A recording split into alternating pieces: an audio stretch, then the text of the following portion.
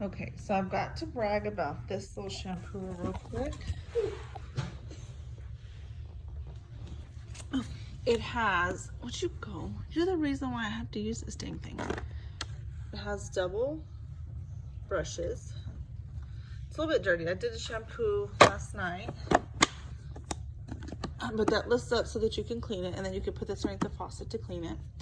This is the dirty water, which what I really like about this too is this lifts out to where you can actually get in there and clean inside of it instead of having to like just whoosh the water around to get to it.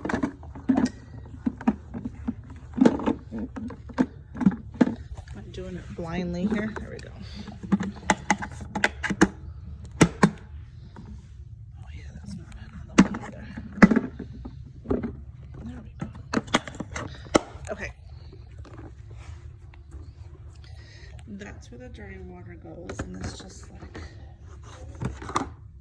pops in. That's it. The clean water up here, you literally, I just filled it up, but it just slides right down in there.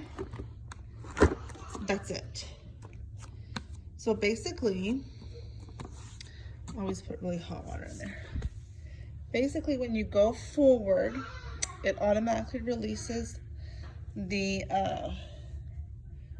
water in solution, and when you pull it back, it automatically goes to dry, so it quits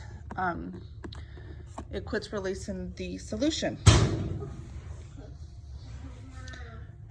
But if you want to keep going over it without the solution, you just press this dry only, and it lights up, and then you just go back over it, and you just apply more suction to it so it's more dry.